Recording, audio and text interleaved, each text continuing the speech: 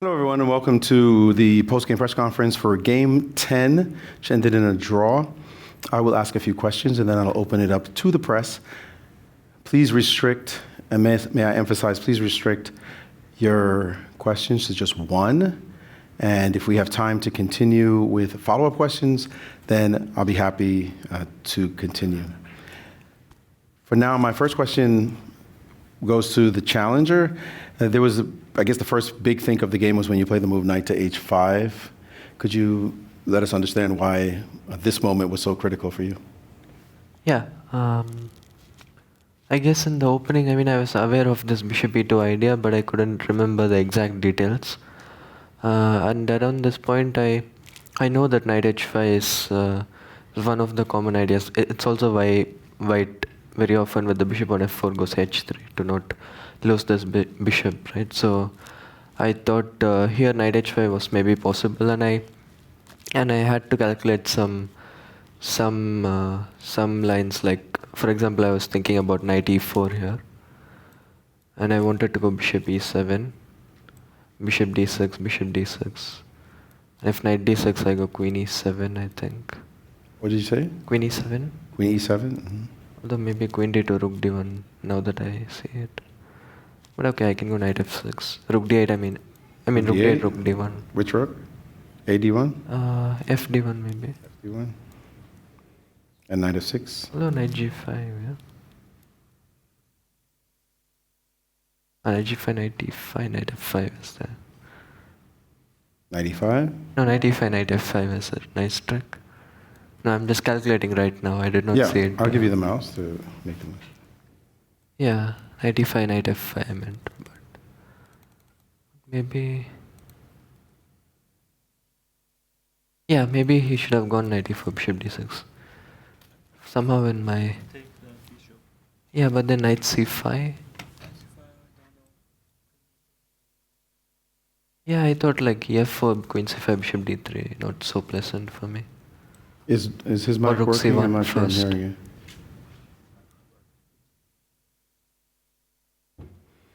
Yeah, bishop d3 or rook c1. I was not too sure about this structure. But yeah, bishop e7, bishop d6. Felt like during the game I calculated something, but yeah, I probably missed this queen d2, rook f d1 idea during the game. So I think it was the best idea, and I was already quite relieved when he played bishop g5. Because like basically bishop e7, knight e4. He could have had this position with the bishop on d6, and I was going to take on d6. So once I saw knight f6, I knew it should. I should not be having any kind of troubles here. You also spent a little bit of time once you played the move knight to h5. Could you take us through your thinking process? Were you surprised by this move? I thought this is harmless, but this pawn structure. So I didn't play this, and I was hoping for take h6 and we'll go knight e4 and bishop h4. If g5, I have g4. I was betting on this variation. I think white is slightly better.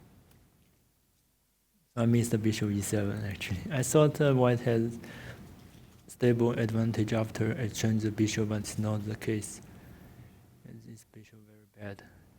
If I take, he take knight d4. Maybe he can simply go back and take c5, bishop b7.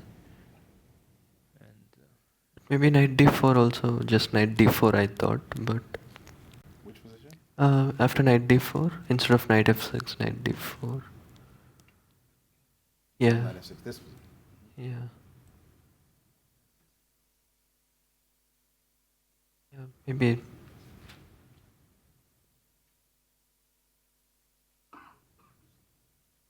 Also, I could start with g6. I don't know if that makes a difference, but...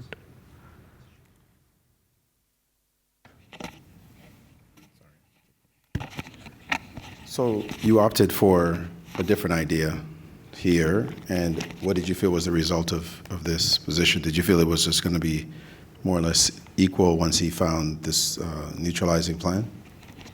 After I take the knight and exchange the queen, it's kindly going to a very drawish endgame. Maybe this is the last try, bishop d3.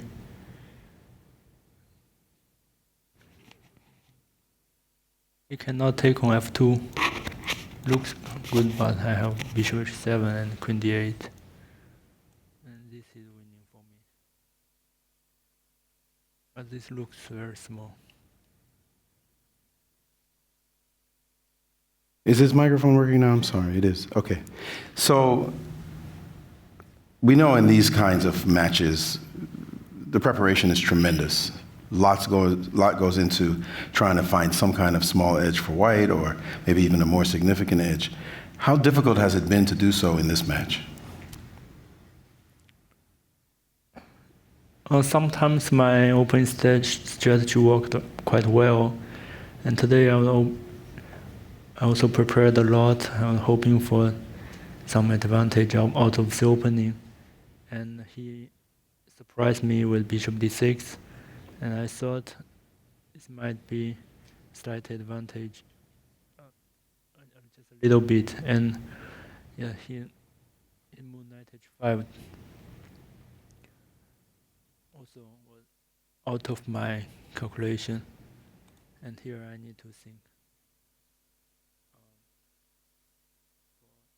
There are many moves on this position, and I choose the harmless one. Are you satisfied with the way it's going now? Well, let's just be specific about this game.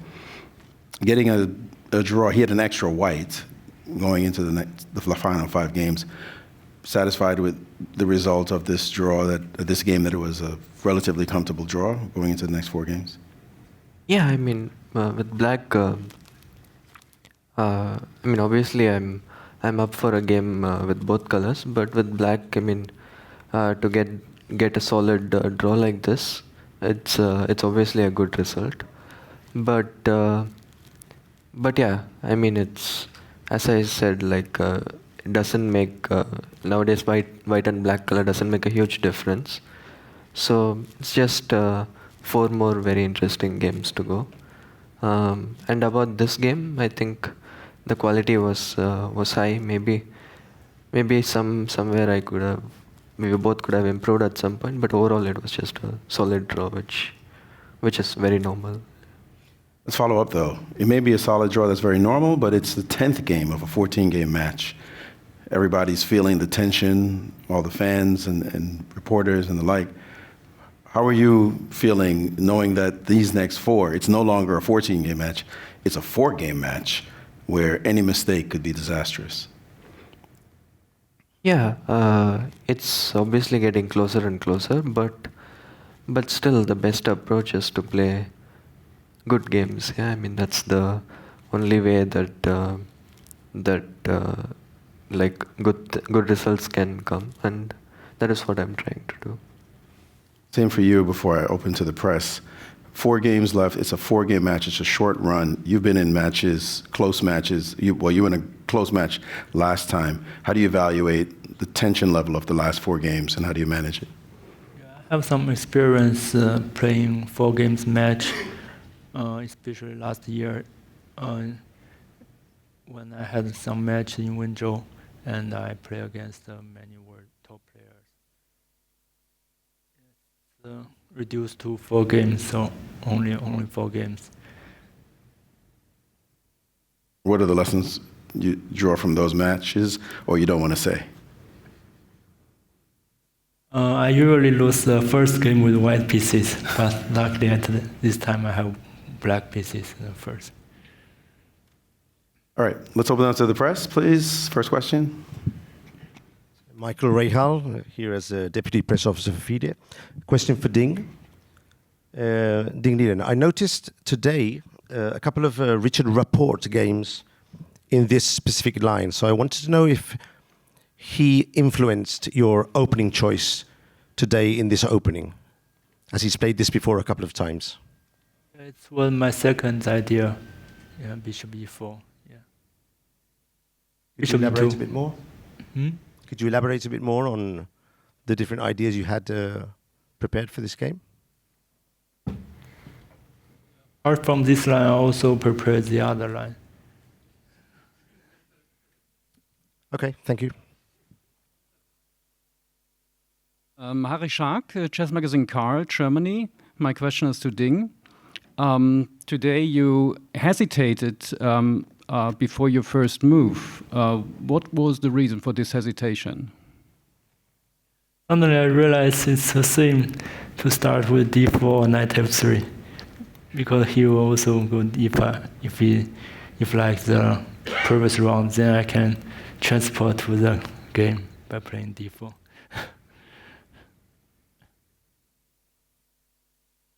They are from Chess Base India. My one question to both the players.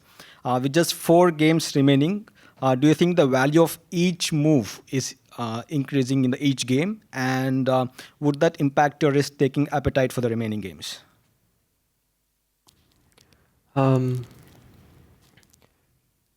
Yeah, I mean, it's obviously now a cost of one game is higher than it was maybe in the start of the a few games before, but yeah,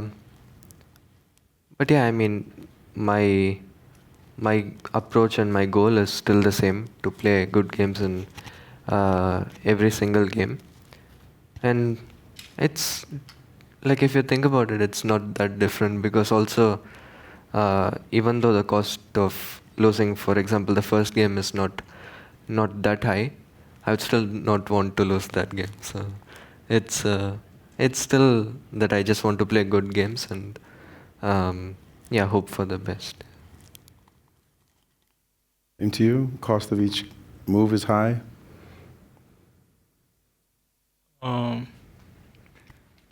Yes, that means there's not so much room to make mistakes. Every lose will result in a very bad situation. And we need to be careful at every move.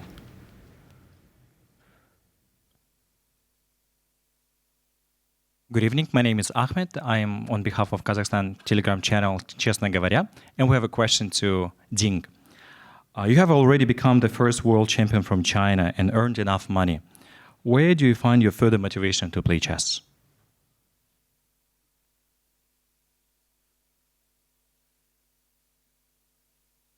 Because it's a title match that I want to defend it. Actually, I did not play so much during the last years. But this one is very important. Yeah.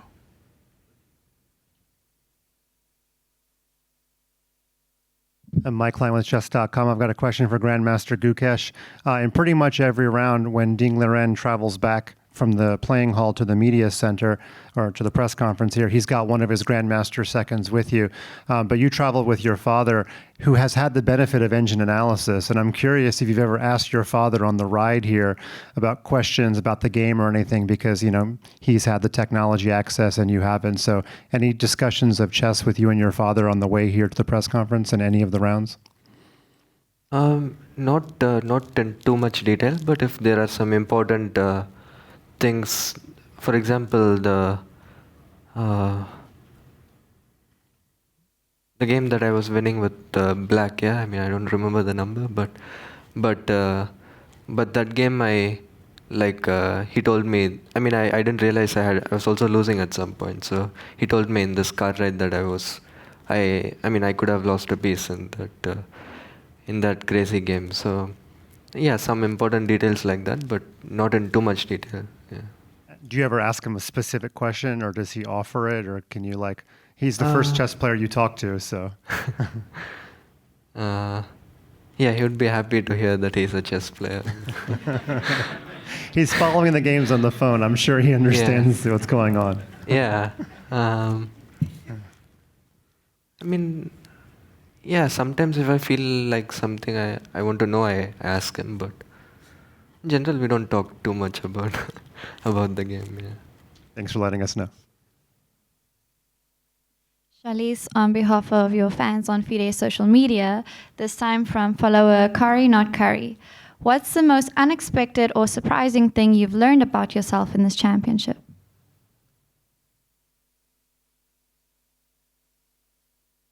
I'm always the first one to arrive.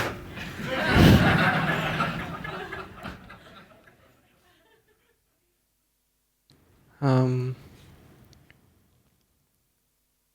I don't know. I'm learning a lot about chess and with all the work that is going on in preparation for the match. But what I learn about myself,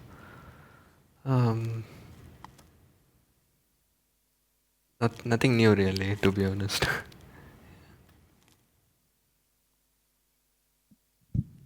Hello, this is Supriya from Bangalore Chess Club. So this question is I for... don't think we're quite hearing you. Hello, this is Supriya from Bangalore Chess Club. So this question is for both the players.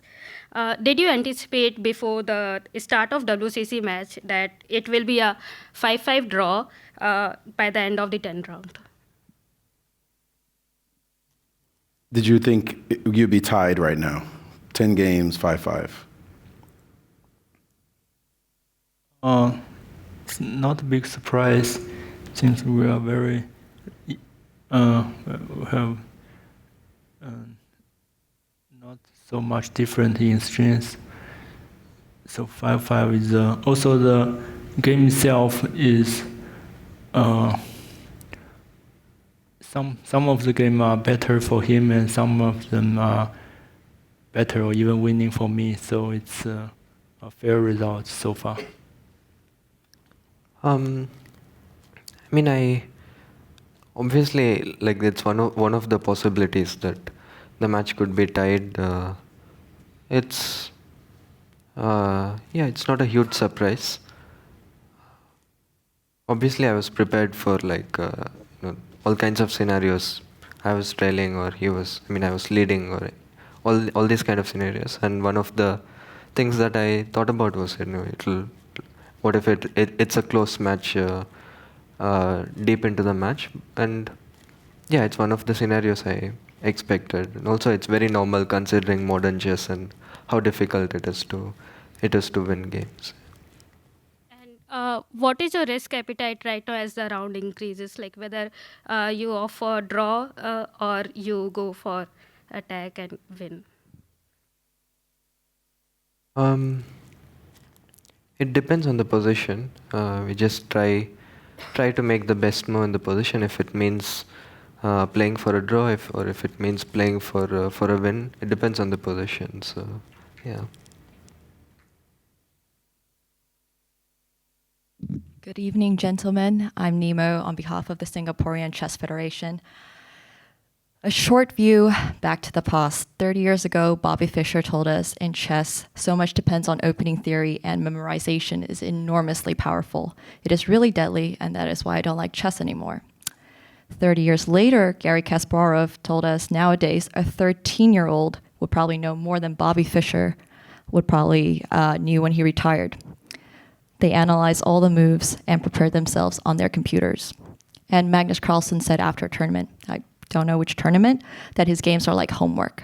So question for both of you. Is chess today too reliant on computers and predetermined theory? Are you too much under effort, too much under pressure to come with new ideas deeper and deeper into the opening? And what are your wishes for the future of chess in terms of engines, less or more? Yeah, lot of players have shared this opinion, which makes sense. But for me, I see it as a positive thing because, before the computers or before, how easily available all the resources are, there was few players who had some better technology or better they were able to have more seconds to help them and stuff like that. So it was not a level playing field, I think. And now because all these resources are easily available to all the players, chess is becoming more of a sport. Yeah, it's everyone has the same resources, and you just have to find that little edge that will help you stand out. So I think this is the way it should be. So yeah. course, nowadays require a lot of opening preparation. It's aim to get a game, not a theoretical draw. But the game was decided many times in the middle game or even in the end game, not just finished out of the opening. Still, the real strength matters when coming to after the opening. Also, even if you get nothing in the opening, if you can play like the engine, play with the most accurate way, you may also beat your opponent. Sometimes we over-evaluate the importance of the opening. Thank you. Engines are not taking over. Got it. Thanks.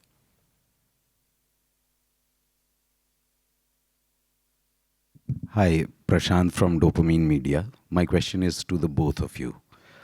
It seems that both of you are patiently waiting for your opponent to make a mistake and capitalize on that one chance.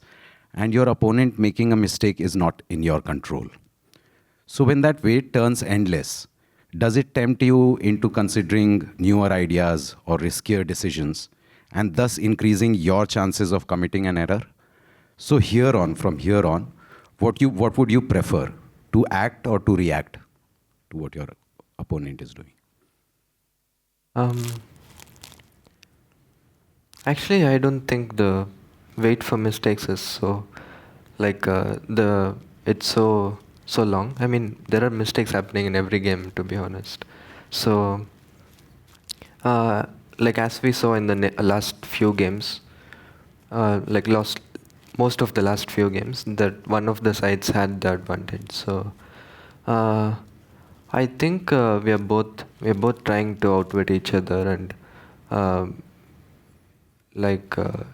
we both are making mistakes. We are both getting chances. So, it's just about. Obviously, we have some strategy for this particular game or something like that, but mostly it's about just coming to the game, playing good moves, and in general, it's hard in chess not to make mistakes. So, yeah, mistakes, they happen, how much you try not to make them. Yeah. Every game we are hoping for create chances ourselves, not hoping our mistakes, the opponent made mistakes. Otherwise, we'll play some tricks, some lines which are not objectively good, but we can trick my opponent. So I think that's the way we play.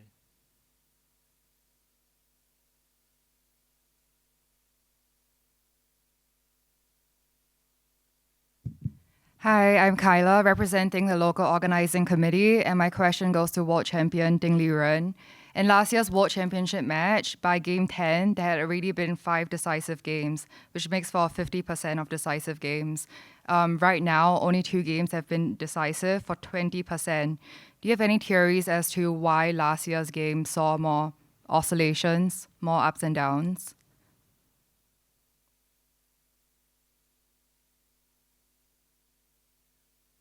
Yeah, last year, there are many decisive games. Many wins with white pieces, and yes, with white pieces, the player plays extremely well and provokes mistakes from the opponent. But this time, it can go the other way, since there are many games that could be decisive by the end in draws. Okay, thank you. From Malayalam Anatama. Please come closer to the microphone. We know that both of you are into a little bit of philosophy. In life, there are, pleasant and unpleasant surprises. But in chess, it is often nasty surprises. So how do you cope up with, when you initially, in the initial part of the game, when you meet with a nasty surprise, how do you react to that mentally? My question is for both of you. I think since we've played lot of chess in like pretty much like half of the games we get surprised in the opening and the other half we surprise the opponent. So I think it's just that we have gotten used to it. Obviously, it's a bit different in a world championship because when you get surprised, it's the level of preparation is different than in other tournaments. But it's nothing new for a chess player to be surprised in the opening, and yeah, I guess it's just that we learn to deal with it with the experience. Getting surprised at my last game shows I try to think and try to figure out what's going on in this position and try to find the best answers. But this time, maybe I should have think for more time when he played knight h5. Yeah. A few more questions. Hello, Abhinav from US Chess. I have a question for both grandmasters. One of the joys of watching the youngest ever challenger is that it's exciting to see a top player come into his own.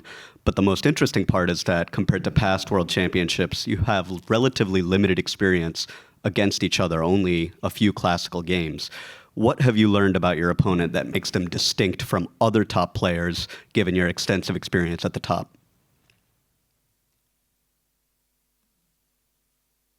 My opponent is very young and can be said a newcomer to the top tournaments.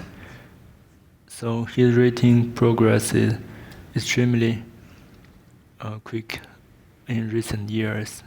So, but in the past few encounters, I had very good results against him. But we can see this time he improved his score a little bit.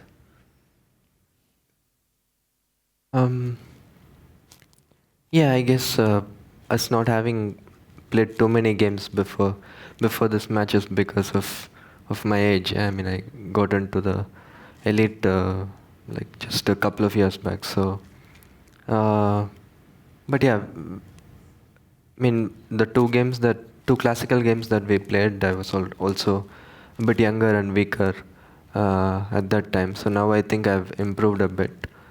And what I learned about Ding from this match, it's that he's just a very strong player. Yeah. Thank you both. Hello everyone, Anastasia Karlovich for Grand Chess Tour and St. Louis Chess Club social media. I have a question for both players, and I would just want to say that of course I was following the match with a great interest. Thank you for your play. And my question is, what are the biggest challenges you faced so far after 10 games, over the board and off the board?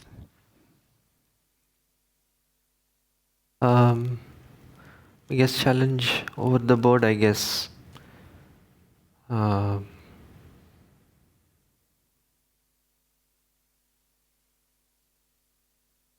guess the first game was a challenge in many ways. Like, obviously I was dealing, I mean it can also be said off the board, but like I was dealing with some new nerves and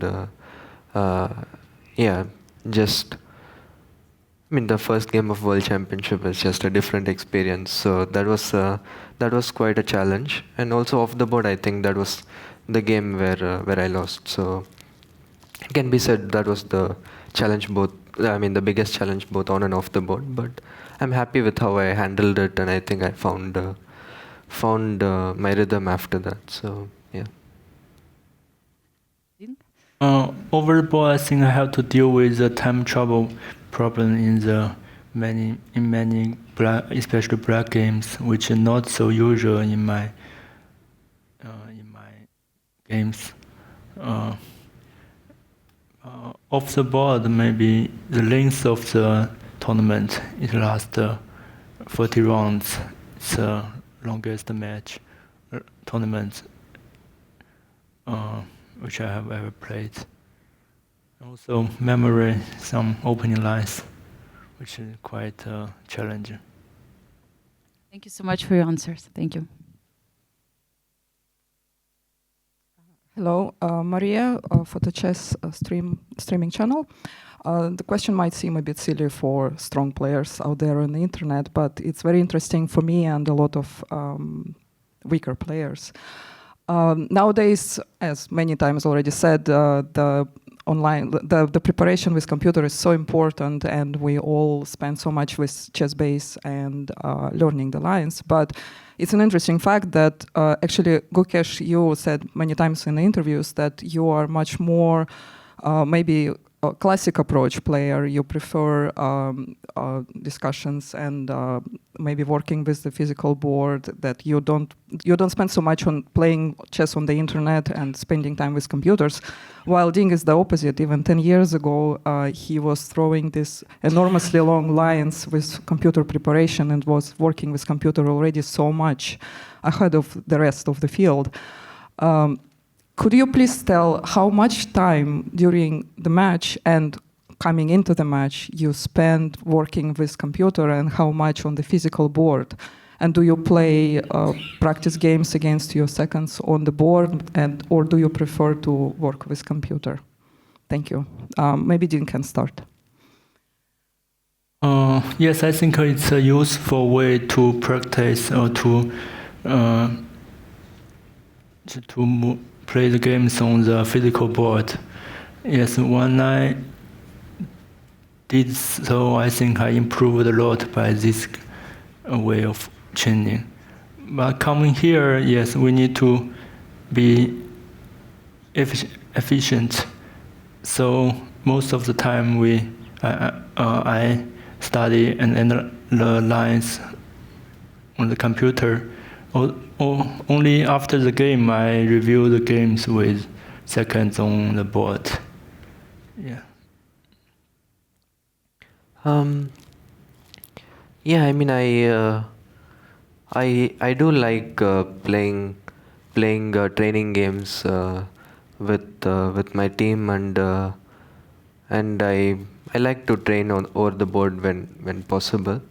But yeah, to cover most stuff, you need to also spend. I mean, it's not easy to put back the position each time once you go through a line on the board. So most of the time I spend on computers, but whenever possible or whenever I feel like it, I do like to use the chessboard. If the players may indulge me, one last question. It often happens that you have people in your camp who are there calming you down, maybe making jokes and the like. Is it ever a situation for you that you have to calm other people down? You handle the pressure quite well. Is anybody in your camp freaking out a little bit and maybe a little nervous, and you have to say, relax, everything is okay? I think they are more close to the truth of the position. They can have the engines with the help, so they are more certain of what's going on of the game. So yeah, they knew what's going on. So they have the answers. Yes, I think we are the one who are not so uncertain of the outcome of the game. In general, I don't freak out a lot, so I manage to remain calm. But obviously, when I'm feeling some kind of emotions, my team is there to support me.